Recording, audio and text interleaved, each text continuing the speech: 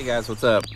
Welcome back here to today's episode of Intuitive Angling, and really appreciate you guys coming by the channel to check today's video out. And today, guys, we're going to be talking about side imaging and down imaging. I wanted to do this video because I get a lot of people saying, it's like, Randy, we all know you hate forward-facing sonar and think it's the devil. What about side imaging, down imaging? You seem to be okay with that. And I want to clarify my position on this, and I want to talk to the I just want to speak to the point a little bit about the advancing technology in terms of down imaging, side imaging, forward-facing sonar, specifically the down imaging and side imaging in today's video. Curious to get your guys' feedback on that as well. Also, guys, before we get started, just a quick invitation. I'd just like to invite everybody, if you like everything that's going on here in Intuitive Angling, or even if you hate Intuitive Angling but you don't want to miss a video, hitting that subscribe button is probably the best thing you can do. Free and easy. Right now, we've only got like 30% of the people that watch these videos are subscribed, so that would help out if you guys could do that.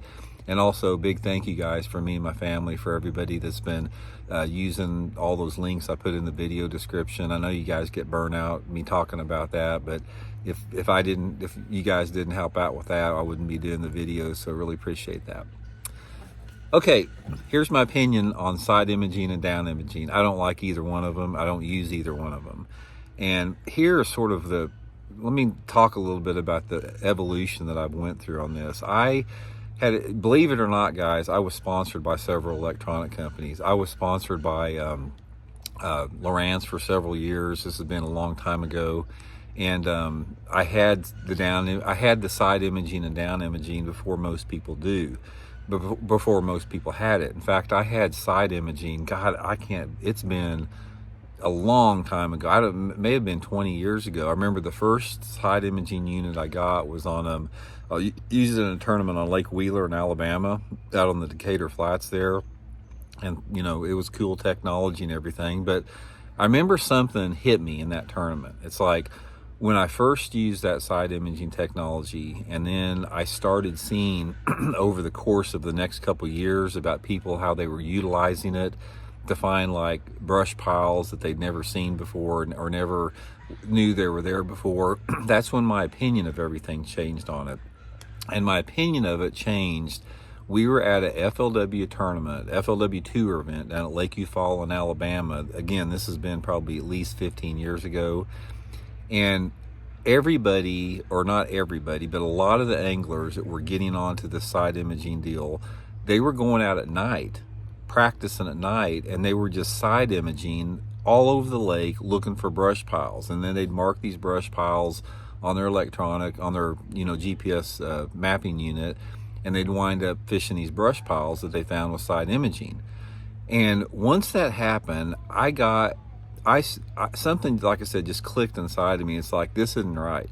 It's like when you start having technology that allows you to do things that go beyond and above traditional bass fishing skills and gives you this unfair advantage that's created by technology, that's when I sort of dug my heels in against this technology. So my opinion, guys, is I don't like down imaging, I don't like side imaging, and obviously I hate forward-facing sonar.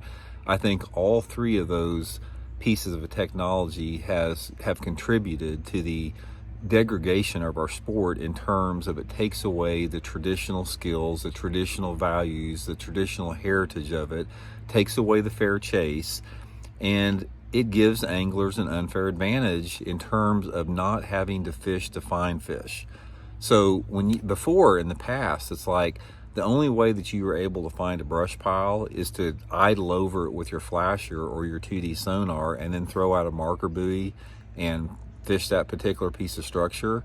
Now, like with the side imaging technology, you can scan this out 100, 120 feet in either direction, drop a waypoint, and then you can cast to it. So you've had this element of electronic technology that has changed the sport, and not in a good way. I mean, it's changed the sport in terms of where people don't rely on their skills and their primal instincts to catch fish as much.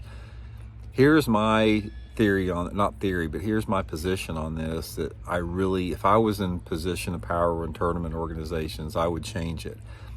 We have to set a baseline in the sport where that doesn't go beyond that. And I think that baseline is with 2D sonar. I would like to see flashers come back. I mean, I think flashers is probably the baseline we need to have, but nevertheless, two-dimensional sonar allows you just to see a limited area underneath your boat. And that is the baseline, because while that will allow you to see fish and bait fish, it's still not the same as side imaging or down imaging or forward-facing sonar in terms of taking away the angler skill with that.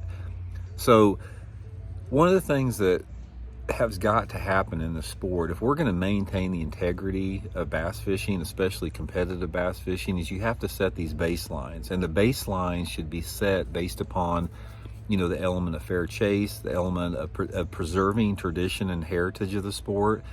Every other sport's done the same thing. There's not a single sport out there that has not had to deal with this technological advancements, and all of the other sports out there, they did not let money influence it, and they got rid of that technology. But the problem you have right now is these electronic companies, guys, have so much money, and it's just like with these big corporations that throw money at all these politicians, and then the politicians toe the company line that, you know, put them in positions of power, and they lose their integrity and they lose their spine.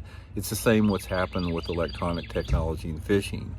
Money corrupts everything. Money has corrupted competitive fishing and sport fishing, and the only way we get past that is to set this baseline, and that baseline for me is two-dimensional sonar. So anyway, guys, that's my position on it, and hope you guys are well. We'll talk later.